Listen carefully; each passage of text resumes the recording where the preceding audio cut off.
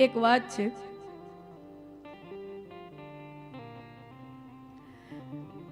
એક વખત એક રાજા પોતાને ત્યાં બ્રહ્મભોજ કરાવી રહ્યા હતા, બ્રાહ્મણોને ભોજન. તો બરાબર એની રસોઈ રાજમહેલના જે મોટું મેદાન હતું, મોટું આંગણું હતું, ફળિયું હતું મોટું, એમાં ઓપનમાં રસોઈ થતી હતી. બરાબર બનાવ એવો બન્યો, રસોઈ બની રહી છે અને એક સમડી છે એ પોતાના પંજામાં સાપનો શિકાર કરી અને લઈને ઉડી છે. અને સાપ જે છે એ પોતાનો બચાવ કરવા સમડીને ડંખ મારે છે. તો જ્યાં ડંખ માર્યું ને તો ઝેરના થોડાક ટીપા નીચે દૂધપાક બનતો તો એમાં પડી ગયા.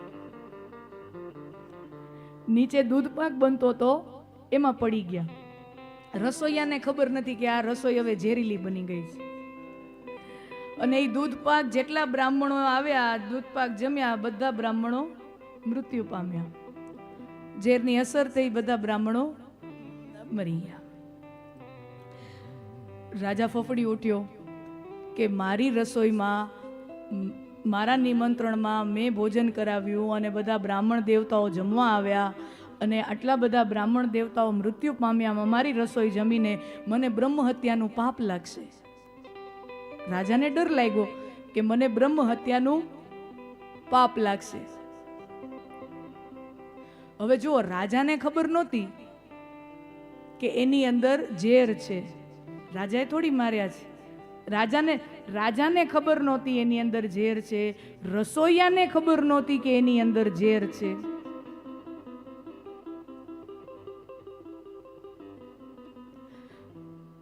તો સમય આવ્યો ને તો ચિત્રગુપ્ત ચક્રાવે ચડ્યા કે આ પાપનું ફળ કોના ખાતામાં લખવું. કારણ કે આટલા બધા બ્રાહ્મણો, સેંકડો બ્રાહ્મણો મર્યા, તો આ હત્યાનું પાપ કોના, જો કર્મ છે તો કોકના ખાતામાં તો લખાય ને. હવે આને કોના ખાતામાં લખવું? રાજાએ તો માર્યા નથી, એને તો ખબર નથી. રસોઈયાએ માર્યા, રસોઈયાને ખબર નથી. સમડી જે સાપને લઈને ઉડે છે એ સમડીને ખબર નથી કે ઝેરના રસના ટીપા નીચે પડ્યા, સમડીને ખબર નથી. અને જે સાપ છે એ તો પોતાના પ્રાણની રક્ષા કરવા માટે ડંખ મારતો હતો ને. અને પોતાના બચાવ માટે તો, સ્વ બચાવ માટે હથિયારનો વાપરવો પડે.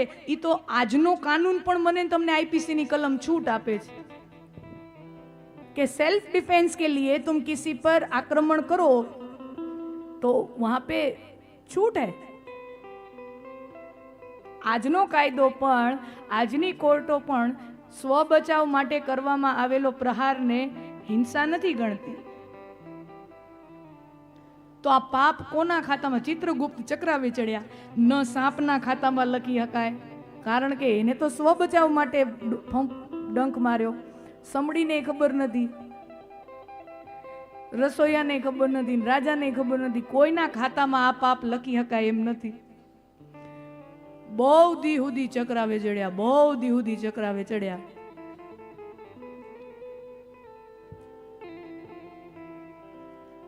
પ્લીઝ બને ને તો અહીંયાથી હલન ચલન ના કરજો, મારી ધારા તૂટી જાય. બહુ દિવસ સુધી ચક્રાવે ચડ્યા પણ કોના ખાતામાં પાપ લખવું ખબર ન પડી. અને ત્યાં અચાનક જ એક દિવસ, બહુ ટાઈમ વીતી ગયો, એના પછી એક દિવસ પછી એ રાજાએ વળી પાછા એના રાજ્યમાં અમુક બ્રાહ્મણો રસ્તા પૂછતા આવતા હતા કે આ રાજા છે એનો રાજમહેલ કઈ બાજુ છે.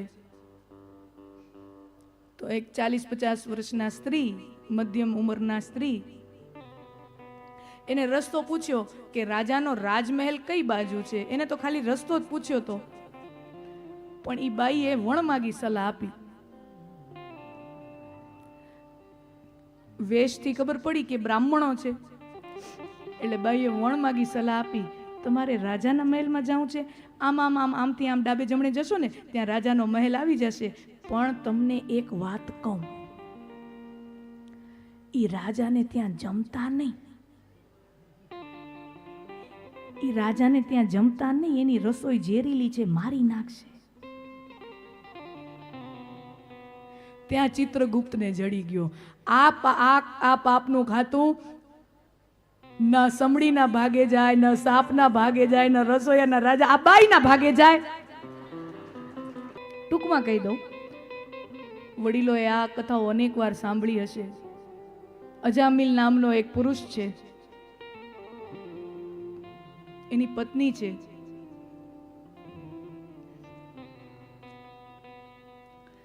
પત્ની સારા સ્વભાવની છે.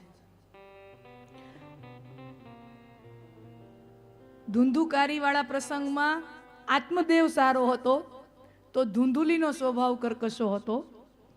આ પ્રસંગમાં પત્ની વ્યવસ્થિત છે, સંસ્કારી છે, તો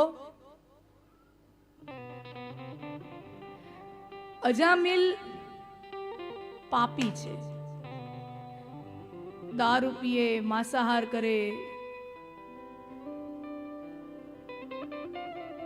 જે ભાગવતમાં વર્ણન છે એ પ્રમાણે કહું તો માતા પિતાને અપશબ્દો બોલે અને અનેકો પાપો છે. પણ ટૂંકમાં બહુ પાપી માણસ છે. સમજવા જેવું એટલું કે બહુ પાપી છે. ગણિકાઓના ચક્કરમાં પણ ફસાયેલો છે, વૈશ્યાગમન કરે છે એવું પણ વર્ણન છે. બધું છે.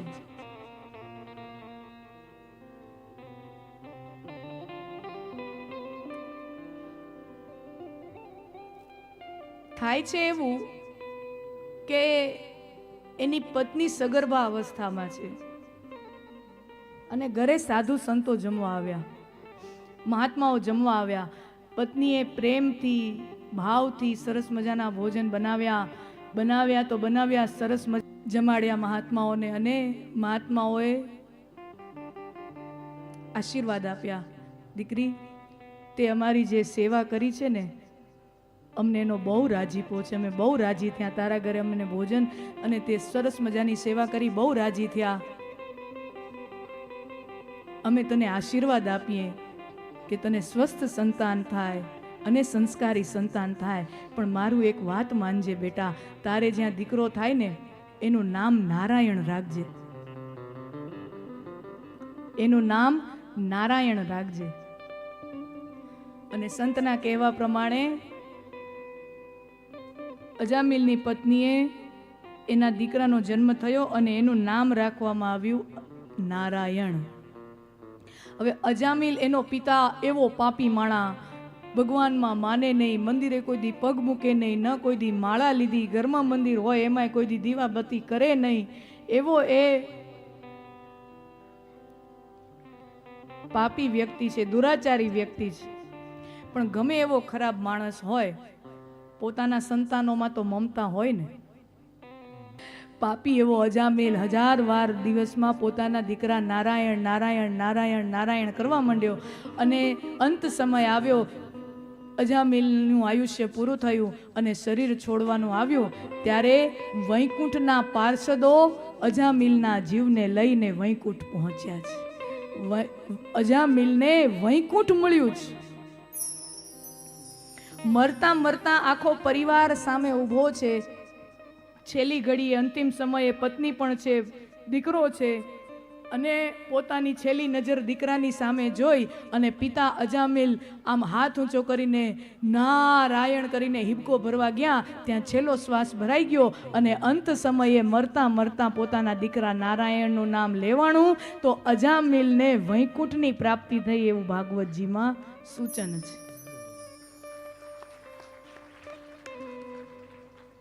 હવે તમે કહેશો કે અજામિલ તો પાપી માણા હતો, અજામિલ તો ખરાબ માણા હતો, અજામિલ ભલે નારાયણનું નામ લેતો તો પણ ઈ કાંઈ ઓલા નારાયણનું નામ નહોતો લેતો, ઈ તો પોતાના દીકરા નારાયણનું નામ લેતો હતો.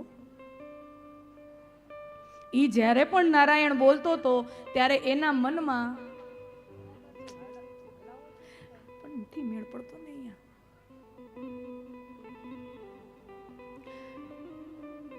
એના મનમાં ઓલા નારાયણનો સ્મરણ નહોતું, એ તો પોતાના દીકરાને બોલાવતા હતા. ભાગવતકાર કહે છે કે કોઈ પણ રીતે જીવ રામનું નામ લે, નારાયણનું નામ લે, એ નામનું ફળ એને મળે મળે મળે અને મળે. હિરણાકશ્યપુ બાપ છે, અસુર છે, દૈત્ય છે. દૈત્યને ત્યાં આસ્તિક જન્મ લે છે, પ્રહલાદજી જન્મ લે છે, પ્રભુ ભક્ત જન્મ લે છે. અને હિરણાકશ્યપથી સહન થતું નથી.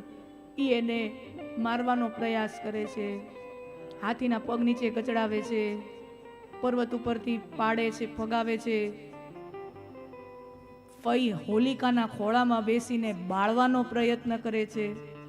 હોલિકા જેને ન બળવાનું વરદાન છે ઈ બળી ગઈ, પણ પ્રહલાદજીનો વાળ વાંકો ન થયો. તો આનો અર્થ એ નથી. માણસોને પ્રશ્નો થાય ને કે એવું કેવું, પ્રહલાદજી જો મનુષ્ય છે તો હાથીના પગ નીચે કચડાણા, મર્યા નહીં, ઝેર પાયું, મર્યા નહીં, બાળ્યા, બળ્યા નહીં. આવું કેવું? મારવાનો પ્રયત્ન કર્યો, મર્યા નહીં. આવું થોડી હોય. મારવાનો પ્રયત્ન કરવામાં આવે તો માણસ મરી જ જાય ને. હા, સામાન્ય રીતે લૌકિક દ્રષ્ટિએ એ મરી જાય, પણ સામાજિક દ્રષ્ટિએ એ ક્યારેય ન મરે.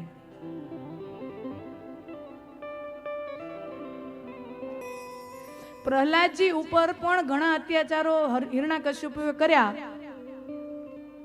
પણ પ્રહલાદજી પોતાનું સારાપણું છોડતા નથી, એટલે પ્રહલાદજી અમર થયા. પોતાનું સારાપણું છોડતા નથી. દુનિયામાં 5% લોકો એવા છે જે ખરાબ છે. એને ભાગવતકાર વ્યાસજી એને અસદ વાસના કહે. હિરણાકશ્યપુ અસદ વાસનાનું પ્રતીક છે. દુનિયામાં 5% લોકો આજે એવા છે જે ખરાબ હતા, ખરાબ છે, ખરાબ જ રહેવાના. એના ઉપર કોઈ સારા પ્રવચનો, સારા પુસ્તકો, સારા સત્સંગનો કોઈ પ્રભાવ ન પડે. સાક્ષાત ભગવાન એની સામે, ભગવાનની કથા હું, ભગવાન એની સામે આવીને ઊભો રહી જાય તોય ફેર ન પડે. ભગવાન ખાલી અર્જુનને જ મળ્યા હતા એવું થોડી હતી. ભગવાન દુર્યોધનને ને શકુનીને નહોતા મળ્યા, એને દર્શન નહોતા દીધા. શકુનીને દુર્યોધનને કેટલી વાર મળ્યા જ ભગવાન, વિચાર તો કરો. હામાં બેહીને. તો જે ખરાબ હતા, ખરાબ છે, ખરાબ જ રહેવાના. એને ભગવાનની કથા કે સત્સંગ કે ધર્મ ગ્રંથો કે સદવિચારો શું, સ્વયં ભગવાન આવીને એની સામે ઊભા રહી જાય તો એમાં ફરક ન આવે. એવા 5% લોકો ત્યારે હતા, આજેય છે. હિરણાકશ્યપુ એ 5% અસદ વાસનાનો પ્રતીક છે. અને દુનિયામાં હજી 5% એવા લોકો છે જે સારા હતા, સારા છે. અને દુનિયા ગમે તેટલી ખરાબ થઈ જાય, ગમે તેવો ઘોર કળિયુગ થઈ જાય, એ પોતાનું સારાપણું છોડતા નથી. એવા 5% પ્રહલાદજી જેવા લોકો પહેલાય હતા, આજે છે અને ભવિષ્યમાં પણ હશે. અને એ મિશ્ર વાસના વાળા 90% લોકો સદ વાસના તરફ, પ્રહલાદજી તરફ વળે. એના માટે અત્યંત અદ્ભુત રીતે સ્તંભ ફાડીને વૈશાખ સુદ 14ના ન ભૂતો ન ભવિષ્યતિ ન નર ન પશુ ન દિવસ ન રાત, અને સ્તંભ ફાડીને ભગવાન નરસિંહ રૂપ ધારણ કરીને પ્રગટ થાય છે. બોલીએ નરસિંહ નારાયણ ભગવાન કી જય. દિવસ નથી, રાત નથી. હિરણાકશ્યપુના વચન, એનું વરદાન, ન દિવસે મરું, ન રાત્રે મરું, ન શસ્ત્રથી મરું, ન અસ્ત્રથી મરું, ન ઘરે મરું, ન બારે મરું, ન નરથી મરું, ન પશુથી મરું. બધી રીતે ભગવાનને કાયદાકીય રીતે એવા કોન્ટ્રાક્ટમાં બાંધી લીધા કે એને એમ થાય કે હવે તો આપણે અમર થઈ ગયા. દિવસે મરું ને રાત્રે મરું ને અસ્ત્રથી મરું ને શસ્ત્રથી મરું ને નરથી મરું ને પશુથી મરું. ભગવાનના દિવસે ને રાત્રે નહીં ને સંધ્યા સમયે ન નરથી નહીં પશુથી નરસિંહ રૂપ ન ધરતી પર ન આકાશ પર ભગવાને મધ્યમાં પોતાની જંગા પર હિરણ્યકશ્યપુને બેસાડી અને એની અસ્ત્રથી ને શસ્ત્રથી નહીં પોતાના નખથી એની છાતી ફાડી હિરણ્યકશ્યપુનો ઉદ્ધાર કર્યો છે. હિરણ્યકશ્યપુનો ઉદ્ધાર કર્યો છે.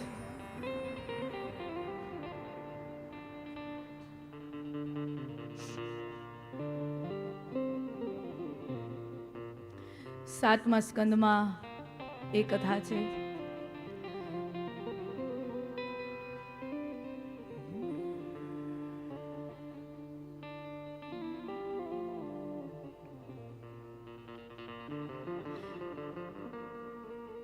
આઠમા સ્કંદમાં સમુદ્ર મંથનની કથા છે. દેવો અને દૈત્યો ભેગા મળી અને સમુદ્ર મંથન કરે છે.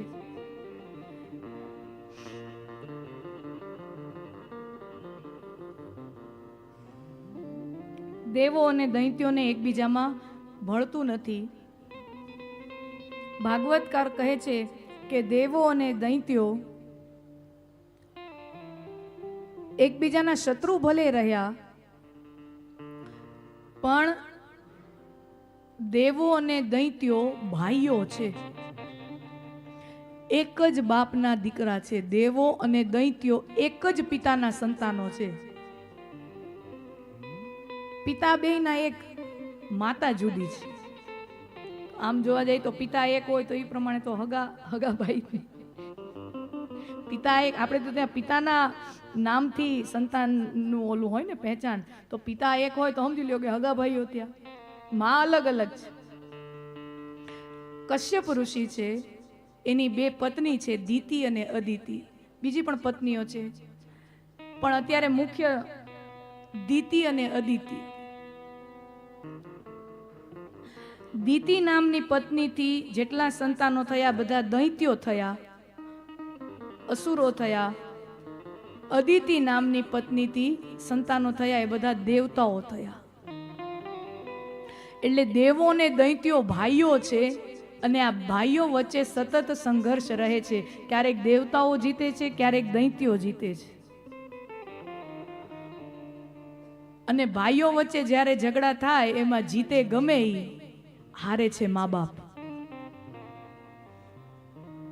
જ્યારે ભાઈઓ વચ્ચે ઝઘડા થતા હોય ને ત્યારે કોઈ પણ પક્ષ જીતે, કોઈ પણ ભાઈ જીતે, અંતે હારે છે તો મા બાપ. મા બાપની પરિસ્થિતિ બહુ કરુણ બની જાય છે. કશ્યપ ઋષિ માટે પણ આ બધું અસહનીય બને છે. અને પ્રસ્તાવ આવ્યો છે કે આ દેવો અને દૈત્યો વચ્ચે જે સંઘર્ષ છે તો એ હંમેશા માટે ટાળવા માટે એક ઉપાય છે, સમુદ્ર મંથન કરો.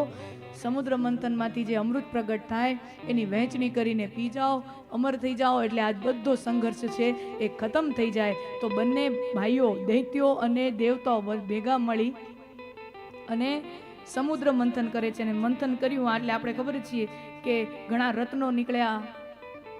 લક્ષ્મીજી રત્નો ઘણું બધું નીકળ્યું સમુદ્ર મંથનમાંથી. લક્ષ્મીજી નારાયણને વર્યા, અલગ અલગ રત્નો આવ્યા, એ અલગ અલગ દેવતાઓ લઈ ગયા. કાળકૂટ વિષ આવ્યું તો એ મહાદેવે ધારણ કર્યું અને નીલકંઠ કહેવાયા. આ કથા આપણે જાણીએ છીએ. દેવતાઓ જ્યારે વિચાર કરે છે કે સમુદ્ર મંથન કરવો છે ત્યારે ભગવાન પાસે ગયા છે કે પ્રભુ અમે સમુદ્ર મંથન કરવા માટે જઈએ છીએ ને સામેનો પક્ષ દેવતાઓ છે, વિપક્ષ છે એ દૈત્યો છે, તો કઈ રીતે કામ કરવું જોઈએ. અને ત્યારે ભગવાન બહુ સરસ સરસ અમુક સૂચનો આપે છે. ભગવાન કહે છે કે જો આપણું લક્ષ્ય છે ને એ અમૃતની પ્રાપ્તિ છે અને તમારી સામે જે લોકો છે ને એ દૈત્યો છે. દૈત્યો એટલે જે વાત વાતમાં વિરોધ કરે ને એને દૈત્ય કહેવાય. કે આપણું લક્ષ્ય આપણને છે અમૃત પ્રાપ્તિ, તો દૈત્યો જે કે ને એમાં હામાં હા કરતું જવાનું, પણ અંતે આપણું કામ સાધી લેવાનું. વિરોધ કરવા વાળા બધે આમ હા, કોઈને ના નહીં પાડવાની, આપણે બધે હા પાડતો, હા તમે કયો એમ, તમે કયો એમ, સુનો સબકી.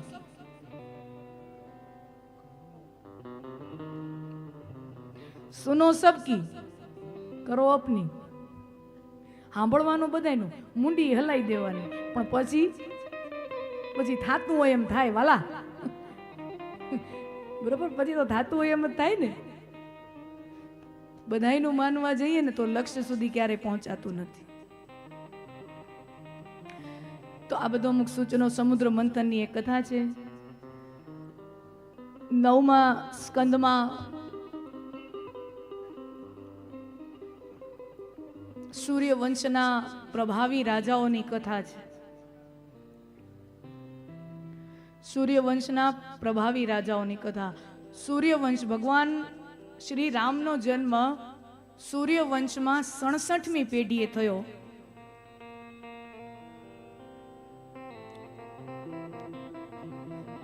બ્રહ્માના દીકરા કશ્યપ, કશ્યપને ત્યાં સૂર્ય, સૂર્યથી ઈક્ષ્વાકુ, ત્યાંથી ઈક્ષ્વાકુ આખું કુળ, અને ઈક્ષ્વાકુ કુળમાં પછી અનેક પ્રભાવી રાજાઓ થયા.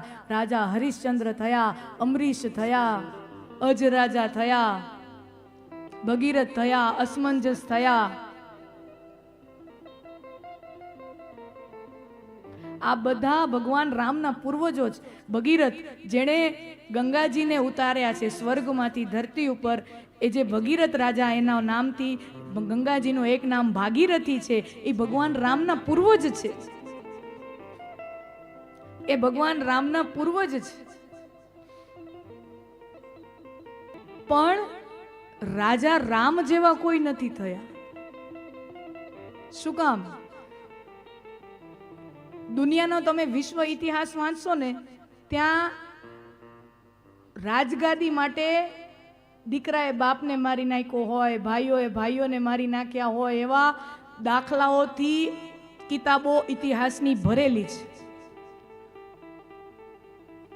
એવા દાખલાઓથી ઐતિહાસિક કિતાબો ભરેલી છે કે રાજગાદી મેળવવા માટે દીકરાએ બાપને મારી નાખ્યો હોય. ભાઈએ, નાનો ભાઈ હોય ને મોટા ભાઈને ખતમ કરી નાખે. કારણ કે મોટો હોય એ બેસે ને, તો મારે રાજા બનવું હોય તો પછી શું કરવું પડે? મોટાને હટાવવો પડે ને. તો નાનો ભાઈએ મોટા ભાઈને મારી નાખે. એવા અસંખ્ય દાખલાઓ છે.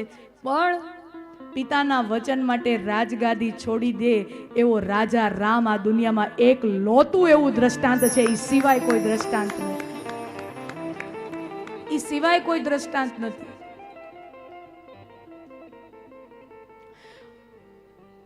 દુનિયામાં રાજાઓ અનેક થયા, પણ રામ જેવા રાજા કોઈ નથી થયા. શું કામ? અને રામ જેવા રાજા તો કૃષ્ણએ નથી થયા ને. રાજા કોણ? તો આપણે હજી એમ કહી કે રાજા તો રાજા રામ. રામ જેવો કોઈ રાજા નહીં. રાજ્ય કોનું? તો કે રામ રાજ્ય. કૃષ્ણ ભગવાને દ્વારિકાનું સંચાલન કર્યું, પણ એ આદર્શ ન બની શક્યું. આદર્શ તો આજની તારીખે રામ રાજ્ય બન્યું છે. કારણ કે રામ રાજા તરીકે શ્રેષ્ઠ, અને રાજાનું કર્તવ્ય નિભાવવા માટે he kept his personal life at stake. અંગત જીવનનું ત્યાગ કરવો પડે તો ત્યાગ કરીને પણ રાજાનું કર્તવ્ય નિભાવ્યું. રાજાઓ તો અનેકો થયા, પણ તપસ્વી રાજા ખાલી એક રાજા રામ થયા. તુમ પર રામ તપસ્વી રાજા, તિનકે કાજ સકલ તુમ કાજા. હનુમાનજી કેટલા સમર્થ છે, અને સાક્ષાત રુદ્ર અંશ કહેવાય ને, મહાદેવ અંશ કહેવાય હનુમાનજી. અને હનુમાનજી કોઈનું દાસત્વ ગ્રહણ કરે, હનુમાનજી કોઈનું દાસત્વ ગ્રહણ કરે, કોઈને સ્વામી માને, તો સરસ સુંદર મજાનો ભાવ છે. કોઈ હનુમાનજીને પૂછ્યું કે તમે આમ તો સુગ્રીવના રાજ્યમાં એક કર્મચારી તરીકે કામ કરો છો ને. હનુમાનજી એટલે સુગ્રીવના રાજ્યના એક વાનર કર્મચારી હતા. તો આમ જોવા જઈએ તો તમારી પહેલી નિષ્ઠા સુગ્રીવ પ્રત્યે હોવી જોઈએ. તમારે સ્વામી માનવો હોય તો સુગ્રીવને માનવો જોઈએ. તો તમે રામને જ સ્વામી માન્યો છે, તમારો ઈશ્વર માન્યો છે, ભગવાન માન્યો છે, તમે રામના દાસ છો, એવું કેમ? અને હનુમાનજીનો ભાવ હોય કે દુનિયામાં રાજા તો મેં અનેકો જોયા છે, પણ આવો તપસ્વી રાજા મેં કોઈ જોયા નથી. અને તપસ્વી રાજાનું કામ જો પાર પાડવાનું હોય અને એમાં ઈશ્વર મને નિમિત્ત બનાવતું હોય તો એમાંથી મોટું સદભાગ્ય મારું કોઈ ન હોય. તુમ પર રામ સપત તપસ્વી રાજા, તિનકે કાજ સકલ તુમ સાજા. હું હોઉં તો રામના કાજ સફળ થયા વગર રહે નહીં. અને આ તો ઈ સમય સારો હતો કે ભગવાન ખાલી પિતાના એક વચન, અને એમાંય વચન પિતાએ આપ્યું નથી હો. ટેકનિકલી જો રામાયણ વાંચીએ ને, કઈ માગ્યું છે, દશરથે દીધું નથી. સમજો, રામાયણનો ટેકનિકલ ગ્રામેટિકલી જો તમે એવું અભ્યાસ કરો ને તો દશરથે પોતાના મોઢેથી એક વારે એવું કીધું નથી કે હા રામ વનમાં જાય. દશરથ ભરત ગાદીએ બેસે ઈ બોલ્યા છે, રામ વનમાં જાય ઉલટાનું દશરથ છેલ્લી ઘડી સુધી કીધું છે રામ તારે વનમાં નથી જવાનું, નથી જવાનું, નથી જવાનું. બોલ્યા હોય તો દશરથ એ બોલ્યા છે કે તારે નથી જવાનું. એવું એક વાર નથી બોલ્યા કે તારે જવાનું છે. જો વચન પાળવાનું હોય તો આમ જોવા જઈએ તો વચન પાલન તો એમ જ કહેવાય ને. દશરથજીએ તો કીધું હતું કે ન જા. રામાયણનો ટેકનિકલ અભ્યાસ કરો તો ખરેખર તો દશરથજી એક વાર નથી કીધું, 10 વાર બોલ્યા છે કે ન જા, એક વાર બોલ્યા નથી કે જા. તો ત્યારે ભગવાન રામને કેટલી સગવડ હતી. કહી શક્યા હોત ને તો કઈ માં બોલે છે ને, એ તો બોલે, એ થોડી રાજા છે. ભરતજી કહે છે કે હું રાજા બનું નહીં, ગમે તે થાય હું રાજા બનું નહીં. આ રાજગાદી, અયોધ્યાની રાજગાદી રામની હતી, રામની છે અને રામની જ રહેશે. એના ઉપર ભરત ક્યારેય બેસશે નહીં.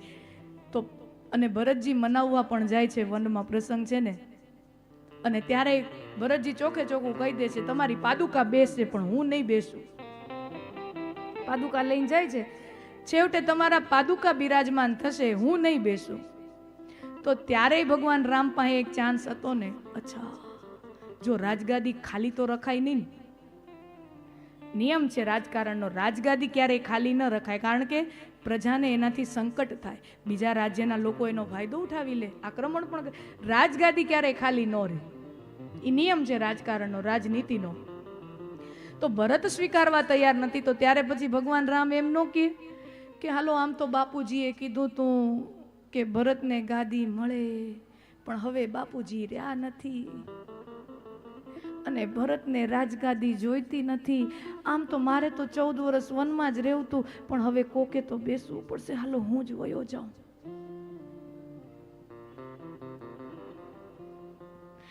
હાલો હું જ વયો જાઉં. આખી અયોધ્યાની પ્રજાએ આવી છે પાછળ વનમાં. અને આ તો સારું છે, ઈ સમયે લોકશાહી ઢબે નિર્ણય ન લીધો, વોટ નાખો.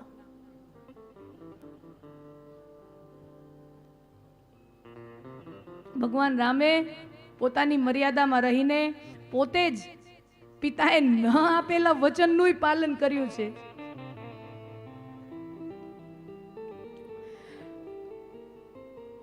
ઈ વખતે જો કઈ અને રામજી વચ્ચેનો વિવાદ વધારે વકર્યો હોત અને આનો કઈ નિવારણ ન આવ્યું હોત, અને એમ થાય કે ચાલો તો લોકશાહીના ઢબે નિર્ણય કરીએ, ભરત બેસવા તૈયાર નથી, રામ બેસવા તૈયાર નથી, ચાલો એક નિર્ણય કરીએ, ચૂંટણી કરાવીએ, અયોધ્યામાં ચૂંટણી થાય.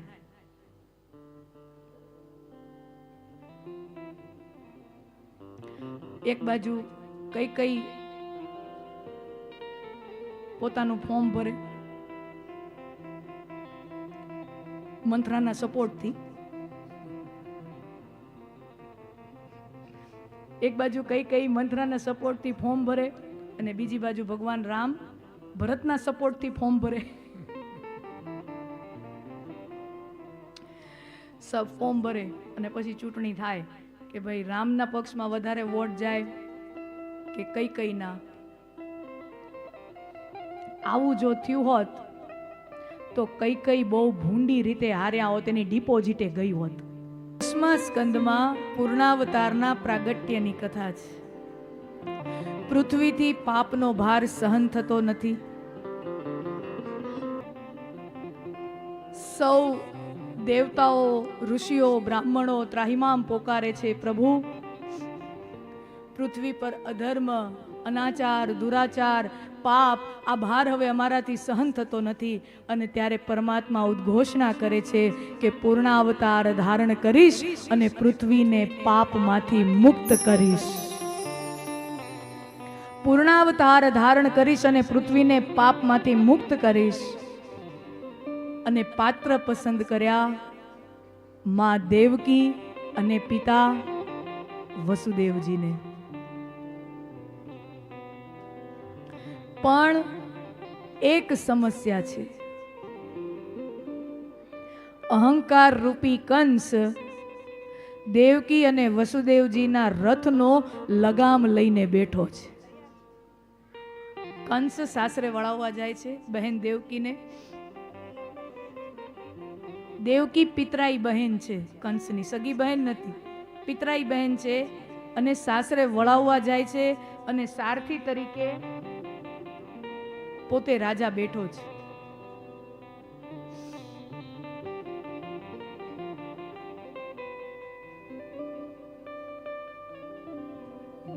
અને આકાશવાણી થાય છે,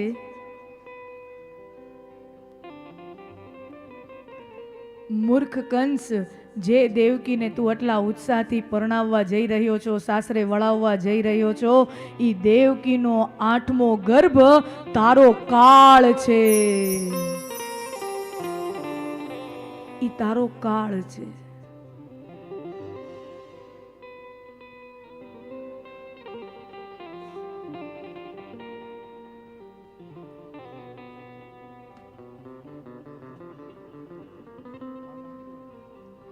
જેવી આકાશવાણી થઈ કે 8મું સંતાન મારો કાળ છે, કંસ લગામ રથની છોડી રથમાંથી કૂદી અને મ્યાનમાંથી તલવાર કાઢી દેવકીનો ચોટલો ઝાલી એને રથમાંથી ઉતારી અને એને મારવા માટે જ્યાં તલવાર ઉગામે ત્યાં વસુદેવજી એના પગ પકડી લે છે. કંસ, દેવકીને માર નહીં, દેવકીને ન માર. શાસ્ત્રો કહે છે કોઈ સ્ત્રી ઉપર હાથ ન ઉપાડાય, બહેન ઉપર તો ક્યારેય હાથ ન ઉપાડાય. શાસ્ત્રો વાંચ કંસ, શાસ્ત્રોને સમજ. દેવકી સ્ત્રી છે, તારી બહેન છે, એના ઉપર હાથ ન ઉપાડાય.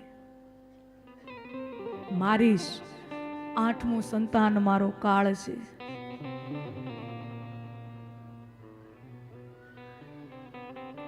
અને પછી વસુદેવજી કહે છે, કંસ આકાશવાણી બરાબર સાંભળ. આકાશવાણીએ શું કીધું? દેવકીનું 8મું બાળક તારો કાળ છે. દેવકી તારો કાળ નથી, દેવકીથી તને કોઈ નુકસાન નથી. દેવકીને છોડી દે, અમારા જેટલાય બાળકો થશે અમે તને બધાય સોંપી દેશું, તારે એની સાથે જે કરવું હોય તે કર, તું દેવકીને છોડી દે, મારા છોકરા તને આપી દેશું. એટલે હમણાં પૂરતું તો બચ્યા, હમણાં પૂરતા તો બચ્યા, આગળનું જોયું જશે.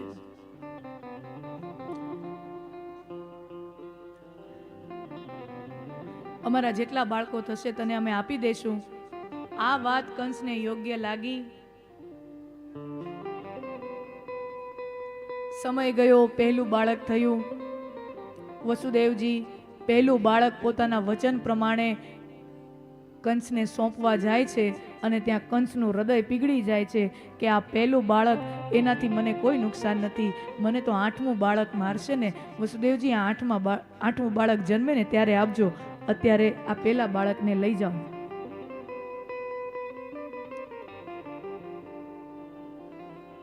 અને ત્યાં તો ભગવાનનું કામ કરવા નારાયણ નારાયણ નારાયણ નારદજી આવ્યા. અને નારદજીએ કંસને કીધું, મૂર્ખ કંસ, તારા જીવ હારે જોખમ લેવાનું બંધ કર. તો કંસ કે આવી ભેદ ભરમ વાળી વાતું કાં કરો, જે કેવું હોય છૂટે છૂટું ચોખે ચોખ્ખું કયો ને. પછી નારદજી કમળ લે છે અને કહે છે આની 8મી પાંદડી કઈ? તો કંસ કે ઈ તો તમે જે બાજુથી ગણો, આ બાજુથી ગણો તો આમ, અને આ બાજુથી ગણો તો આમ. તો 8મો બરાબર, પણ છેલ્લેથી કે પહેલાથી? કંસ સમજી ગયો નારદજી શું કહેવા માંગે છે. કોઈ પણ બાળક 8મું બાળક થઈ શકે, ગણતરી ક્યાંથી માંડો એની વાત છે.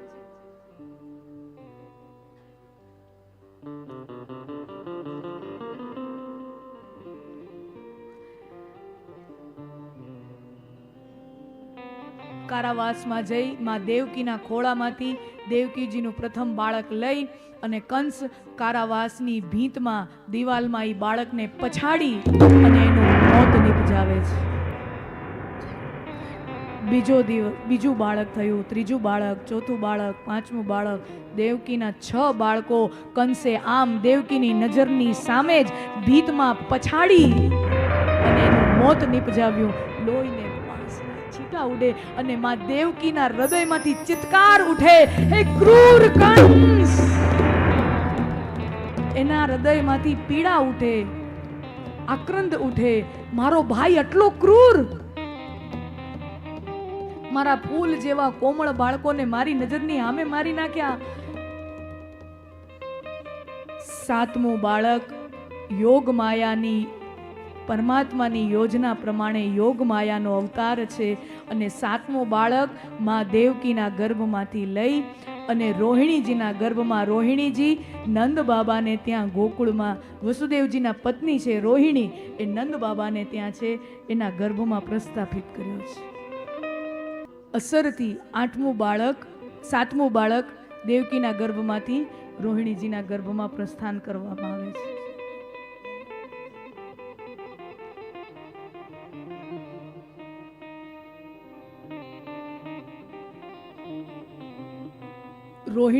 રોહિણીજીને ત્યાં જન્મ થયો, રોહિણી નંદન મોટા ભાઈનો, બલરામજીનો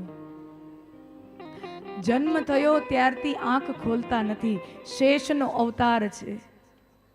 અને જાણે છે કે ભગવાને જ્યારે 7મો અવતાર લીધો હતો ને, સપ્તમ અવતાર, ત્યારે ભગવાન રામ બનીને આવ્યા હતા અને હું એનો નાનો ભાઈ લક્ષ્મણ હતો.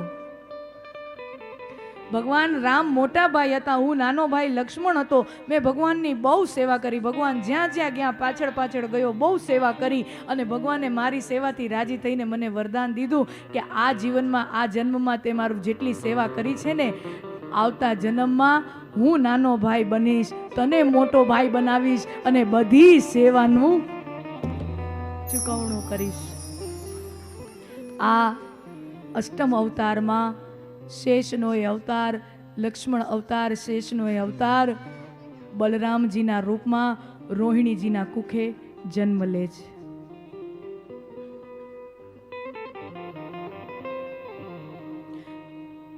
જન્મ લીધું ત્યારથી આંખ ખોલતા નથી બલરામજી,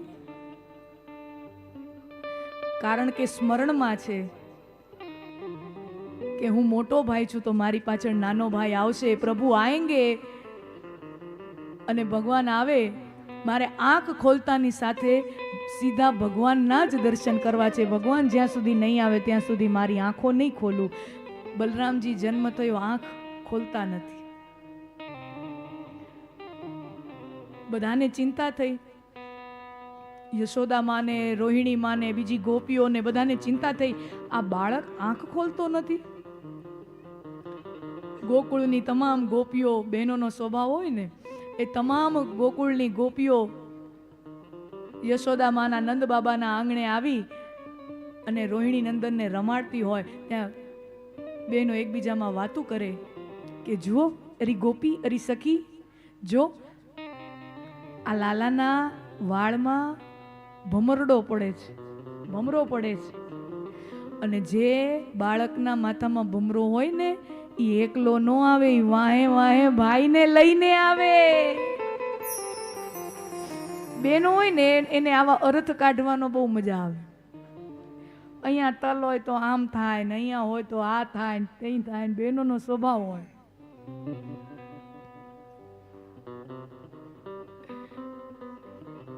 અષ્ટમ અવતાર સાક્ષાત નારાયણ છે.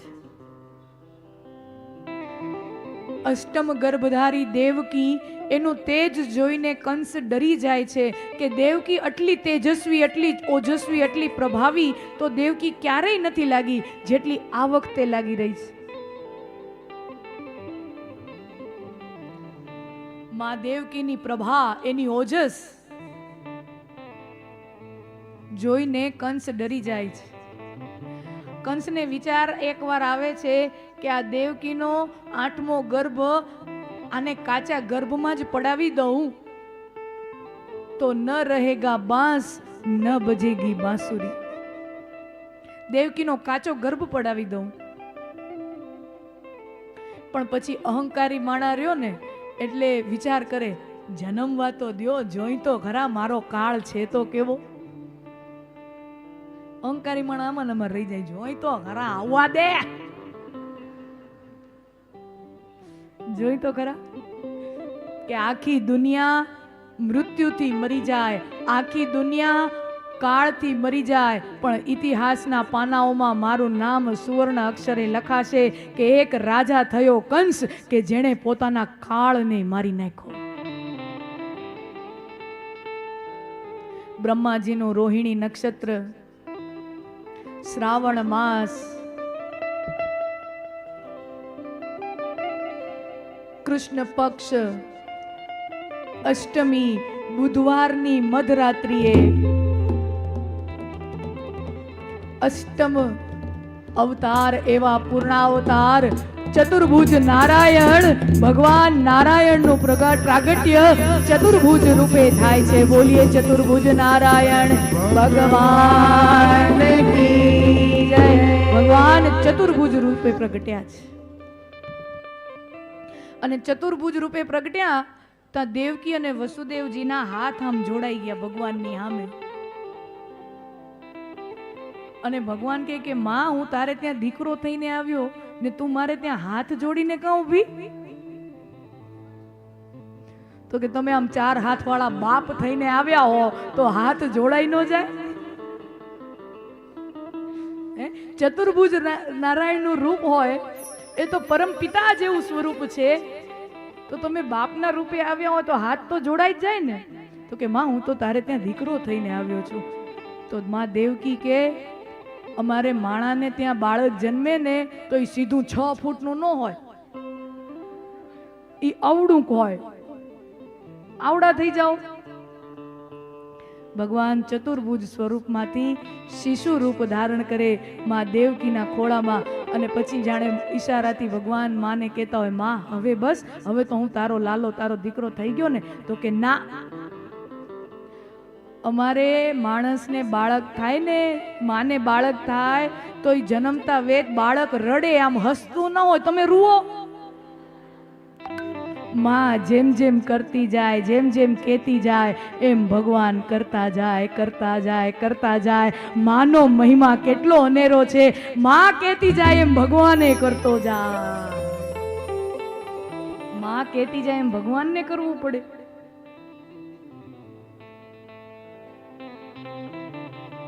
એજી તારા કેટલા જન્મની, એક બાજુ આ દેવકીના નસીબ ને ઓલી બાજુ નંદરાણીના નસીબ. વિચાર તો કરો, ભગવાનની લીલા કેટલી અટપટી છે.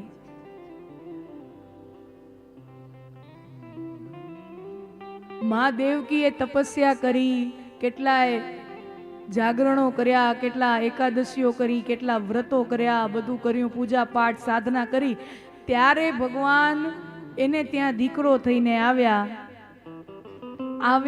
પણ થોડીક વાર માટે ભગવાનનો સાથ રહ્યો, સંગાત રહ્યો, અને જન્મતા વેદ પછી વિખૂટું થઈ જવું પડ્યું.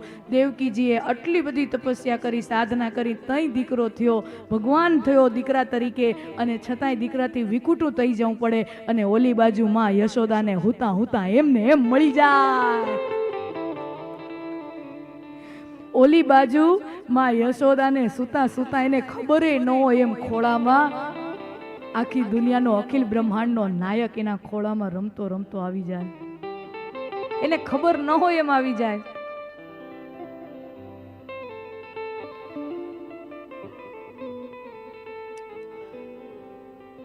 શ્રાવણની અંધારી આઠમ બુધવારની મધ્યરાત્રિએ મથુરાની જેલમાં કાનજી પ્રગટ્યા અને માં દેવકીનો વહાલ એનો હેત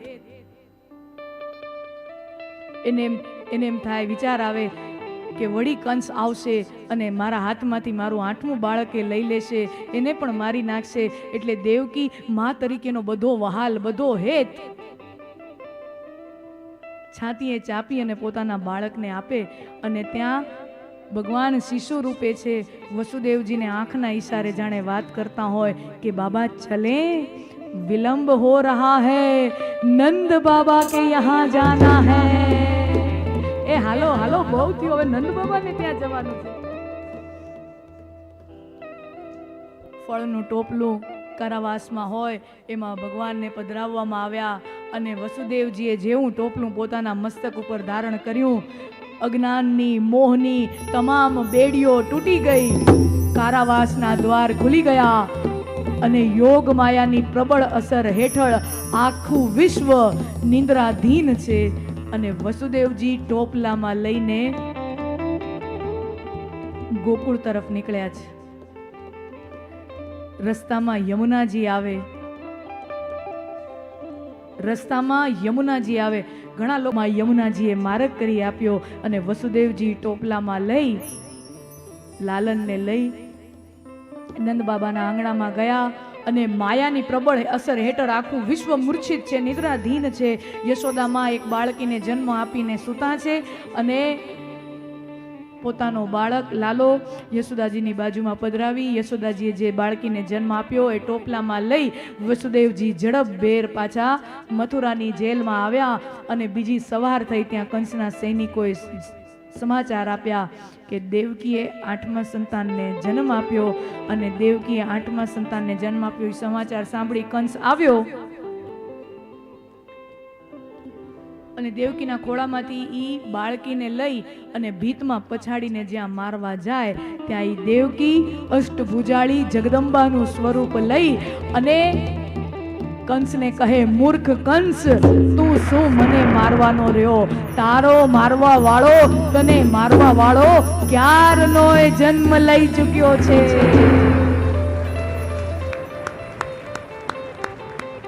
તને મારવા વાળો કેદુનો જન્મ લઈ ચૂક્યો છે. આ બાજુ ગોકુળમાં સવાર થઈ અને નંદ બાબા અને યશોદાજીને ત્યાં